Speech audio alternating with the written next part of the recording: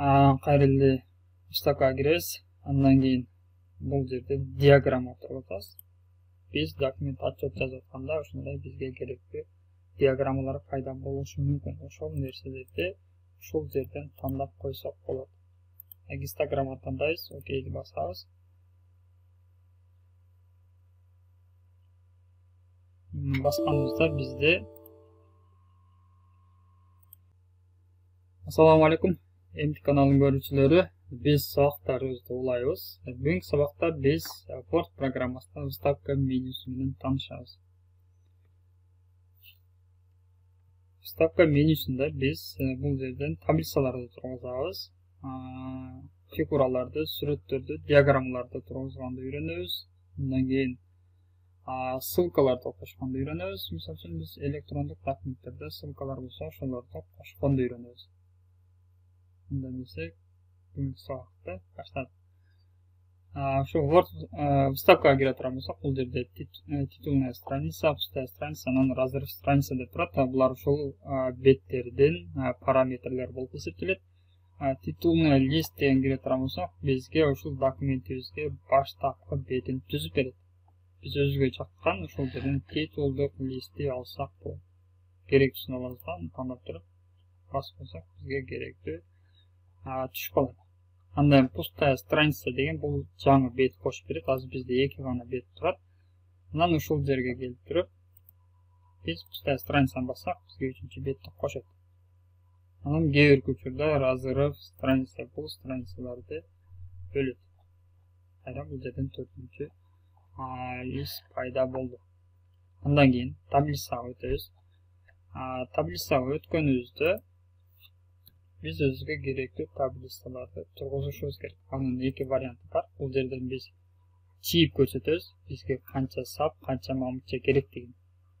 Анан бизге керектүү мамыкча таблица пайда болгондон кийин мыштын сол жагын басып койсок, бизге ушундай таблица түзөт. Таблицаны басып, жогорку жакта бул жерден биз уячалардын узундугун, чоңдугун ушул жерден биз оңдоп түзөп алабыз. Андан экинчи варианты бул жерде вставка таблицага келип туруп, андан кийин вставить таблицу деген бар. Ушуну басабыз.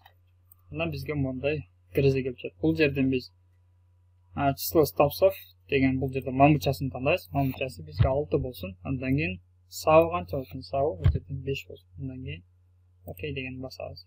Мына бизге 5 саптан 6 мамыкчадан турган таблица тургузулат. Таблицаны тургузгандан кийин бул жерде таблицанын конструктору жана макети ачылат. Ушул жерден биз өзүбүз каалагандай настройкалап алсак болот. Бул жерде бизде бир көрүнүп турган жерде таблицанын стилдери турат. Ушундай стилдерди өзүңүздөр каалагандай коюп алсаңыздар болот. Өзүңүздөрдүн таблицаңыздерге жараша. Андай макет бөлүгүнө өтөбүз. Макет бөлүгүндө эмне бар? Макет бөлүгүндө биз таблицаларды кошсок, өчүрсөк болот, бириктирсек болот. Бир таблицаны экиге бөлсөк болот. Уячанын размерлерин чоңойтсок, кичинертсек, жана бул жерде болгон таблицанын ичиндеги маалыматтарды сортировкаласак болот.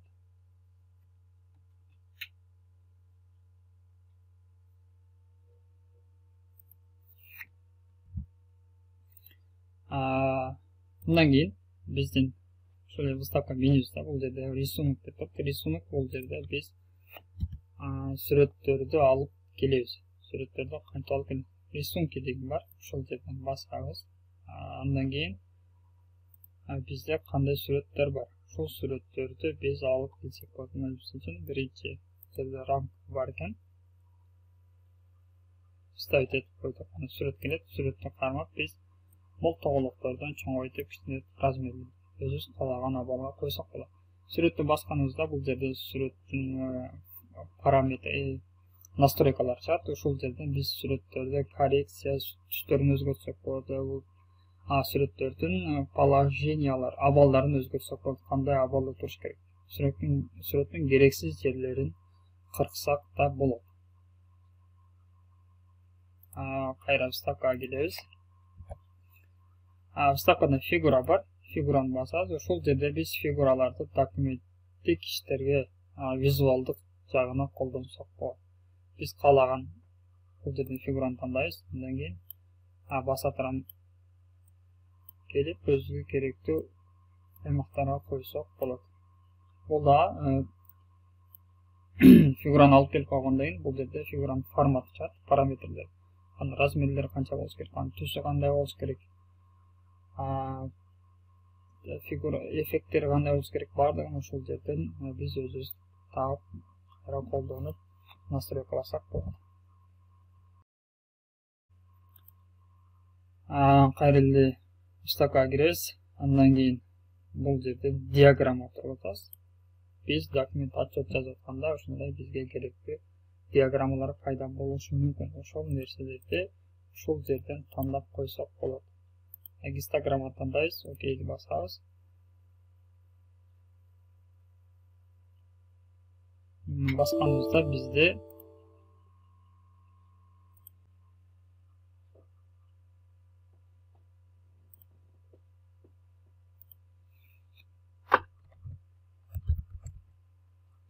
азыр мен борт программаны өчүп кетти. Кайрадан киргизейин.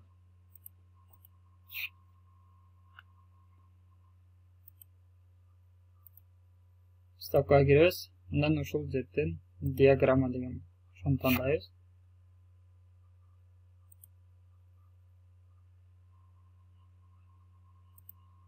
Диаграмманы тандадым.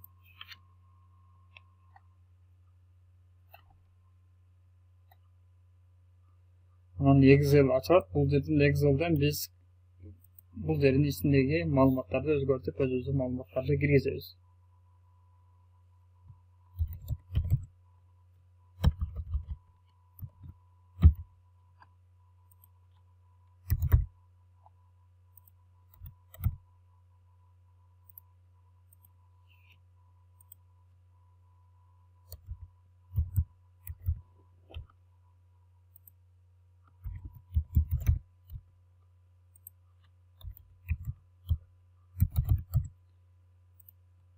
Biz продукцияларды жаздык. Кандай бул келген, канча штук келди, мисалы үчүн 100 штук, канча калды, 10 калды, канчасы сатылды, 90 сатылды. 100 килограмм, 10 килограмм калды, 90 килограмм сатылды. Нан бул жерден 50 штук келди, 40 штук калды, 10 штук сатылды. Сырдан да ошондой айтып жазарым, 45, 5, 40. Маалыматтарды биз киргизип бүткөндөн кийин диаграмма өзү модуль болуп туруп калат. Андан кийин бул жерде диаграммада өзүнүн параметр форматтары болот. Ушул жерден оңдоп түзөсөк жакшы болот.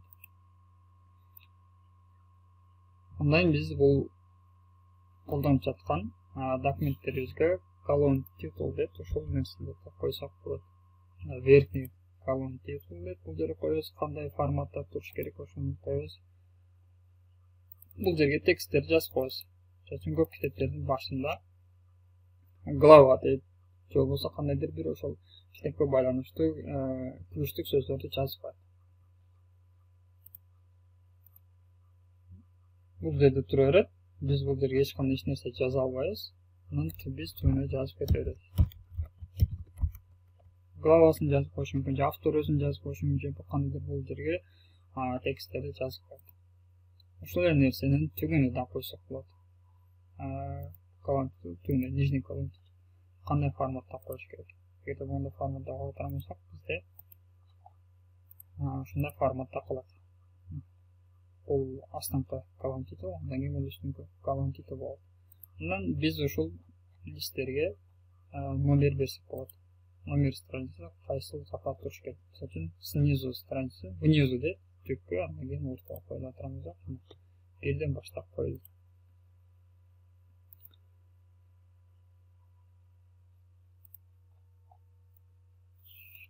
Андан кийин биз бул жерде текстовый поле деп турат.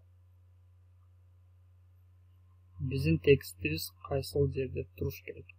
Ошол көрсөтөт. Эгерде биз могул жерди тандай турганбыз, Keyingi учурларда ушундай нерселер пайдалансак болот. Ошол нерсени бизге айтып жатат, эми бунун ичиндеги биз маалыматтарды өзгөртүп түзөсөк болот. Бул жерден форматтары бар. Кайсы формат кайсыл жерге туруш керек. Демек бул жанагы фигура катары колдонулуп калат. Biz jana WordArt менен таанышканбыз бул жерден. WordArt кандай болушун. Андан кийин биз клавиатурада керексиз, клавиатурада жок символдорду колдонушубуз керек болсо, бул жерде символ деген бар. Ошол символду басып, биз ушул жерден ушул символдорду пайдаланабыз. Эгерде бу жерде жок болсо, другие символы деген бар. Ушуну басып, ушул жерден өзүбүзгө керектүү символдорду пайдалансак болот. Андан кийин физикалык, математикалык жана химиялык формулалар болуп калат болсо, бул жерден биз формула бөлүгүнөн тандайбыз. Мисалы үчүн бул жерде кээ-бирки формулаларды көрсөтүп кеткен. Мисалы үчүн плашат көргөн. Шуну бассак өзү түшүп калат. Кайра ушуну басып, бул жерден биз формуланын ичине кирип, керектүү формулаларды кое алабыз.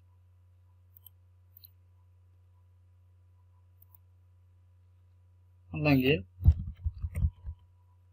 бизде бул жерде календарь турат. Дата, время сон койсок болот. Кайсы учурден воскресенье 7 август 2022. Шуну бассак түшүп калат орусчасы.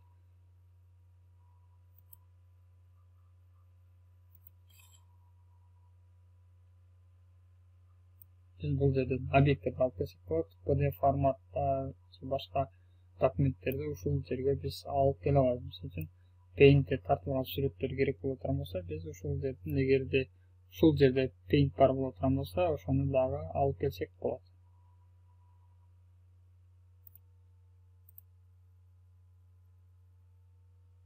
Мына Paint ачылды. Эми биз ушул жерден эми сүрөт тартабыз. Краска боёдук. Андан фигураны тарттык.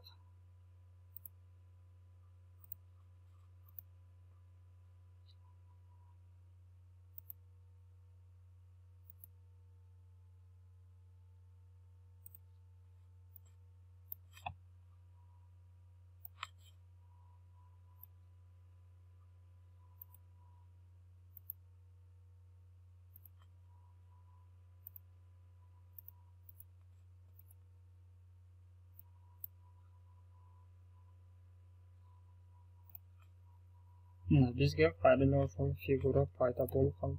Ушинтип объекттерди ошол жол менен алып келсек болот. Биздин бүгүнкү сабагыбыз ушу менен жыйынтыкталды. Кийинки сабакта көрүшкөнчө саламатта болуңуз.